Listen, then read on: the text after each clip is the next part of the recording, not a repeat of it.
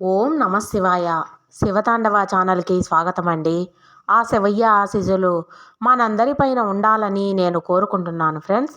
ఈ వీడియో మీరు first time చూస్తుంటే ప్లీజ్ లైక్ చేయండి, షేర్ చేయండి, సబ్స్క్రైబ్ చేయండి ఫ్రెండ్స్. ఇప్పుడు ఆ శివయ్య మనకు ఈ సందేశాన్ని వినిపిస్తున్నాడు. నేను మహాశివుణ్ణి, బోలా శంకరుణ్ణి ఈరోజు నీతో మాట్లాడాలని అనిపించింది. ఎందుకంటే నువ్వు ఈ వీడియో చూస్తున్నావంటే అది యాదృచ్ఛికం అయితే కానే కాదు భక్త.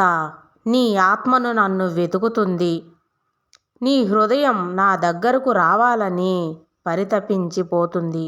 కోట్లాది మంది ఈ భూమి మీద ఉన్నారు, కానీ అందరూ ఈ సందేశం వినరు. నువ్వు వింటున్నావంటే నేను నిన్ను ఎంచుకున్నాను.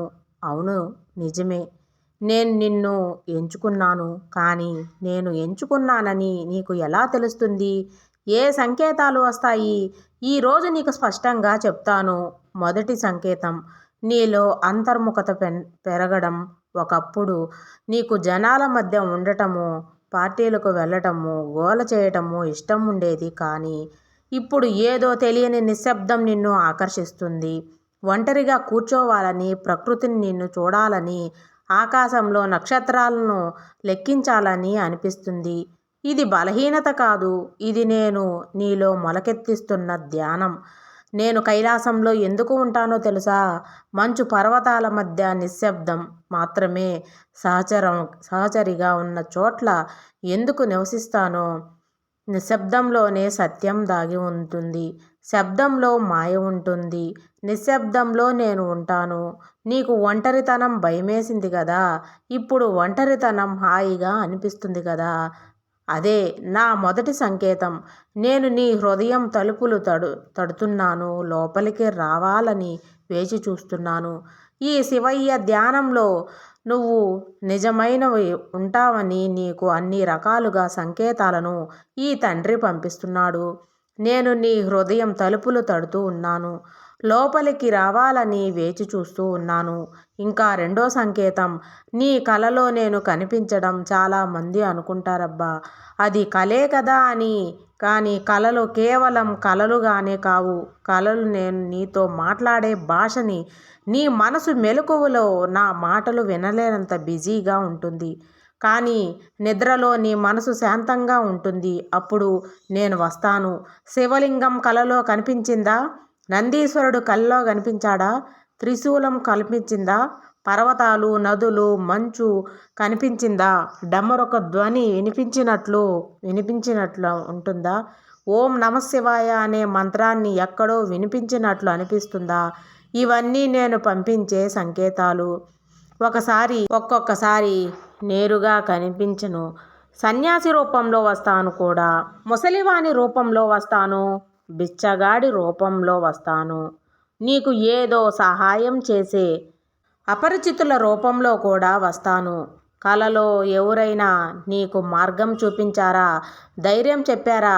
భయపడకు అన్నారా? అది నేనే వేల రూపాల్లో వస్తాను. కానీ నా ప్రేమ ఒకటే. ఇక మూడో సంకేతం, జీవితంలో యాదృచ్ఛికాలు పెరగటం. నీకొక విషయం చెప్పనా? విశ్వంలో యాదృచ్ఛికం అనేది ఏమీ లేదు. ప్రతి సంఘటనకు కారణం ఉంటుంది. ప్రతి కలయికకు ఒక అర్థం ఉంటుంది. నువ్వు శివుని గురించి ఆలోచించావు కదా? అయితే సమయంలో టీవీలో శివుని పాట వస్తుంది. ఇది యాదృచ్ఛికమా? గుడికి వెళ్ళాలని అనుకున్నావు. ఎవరో వచ్చి రా అని గుడికి వెళ్దామని అంటారు. ఇది యాదృచ్ఛికమా? ఫోన్ చూసావు. సమయంలో 11:11 ఉంటుంది. మళ్ళీ చూస్తావు 5:5 ఉంటుంది. అదే పదే ఒకే సంఖ్యలు కనిపిస్తాయి. ఇది యాదృచ్ఛికమా? కాదు. ఇవి నేను పంపించే సంకేతాలు. నేను అనంతుణ్ణి, సర్వవ్యాప్తిని. నేను ప్రతి అణువులో ఉన్నాను. నీ చుట్టూ ఉన్న ప్రతి దానిలో నేనే ఉన్నాను. కాబట్టి నీతో మాట్లాడాలని నాకు ఏమి మాధ్యమైనా ఉపయోగించగలను. సంఖ్యలు, పాటలు, మనుషులు, పక్షులు, గాలి, వర్షం అన్నీ నా సందేశాలే, నా సంకేతాలే. నీ కళ్ళు తెరచి చూడు, నేను ప్రతి చోట ఉన్నాను. 4వ సంకేతం, జీవితంలో అడ్డంకులు తొలగిపోవటం. నువ్వు చాలా కష్టపడ్డావు కదా, ఎన్నో ప్రయత్నాలు చేశాము కదా, కానీ ఫలితం రాలేదు.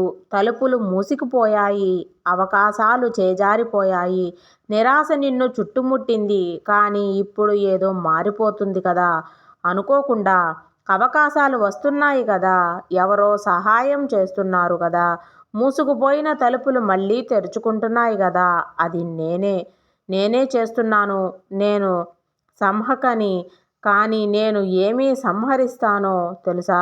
చెడుని సంహరిస్తాను, అడ్డంకులను సంహరిస్తాను, నీ మార్గంలో ఉన్న ఆటంకాలను సంహరిస్తాను. నేను నిన్ను ఎంచుకున్న తర్వాత నీ శత్రువులు నా శత్రువులు అవుతారు, నీ సమస్యలు నా సమస్యలు అవుతాయి. నేను నీ వెనుక నిలబడతాను. త్రిశూలను నేను ఒక బాణంతో సంహరించాను. నీ సమస్యలను నాకు ఏ పాటి విశ్వాసం లేదు. నీతో ఉన్నాను. 5వ సంకేతం, నీ చుట్టూ ఉన్న నెగటివ్ శక్తి తొలగిపోవటం వల్ల గమనించావా? కొందరు మనుషులు నీ జీవితం నుండి దూరమవుతున్నారు. ఒకప్పుడు వాళ్ళతో గడపడం ఇష్టమయ్యేది, లేదా నువ్వే వాళ్ళని వదిలేస్తున్నావు. ఓం నమః శివాయ. అరుణాచల శివ, అరుణాచల శివ, అరుణాచల శివ.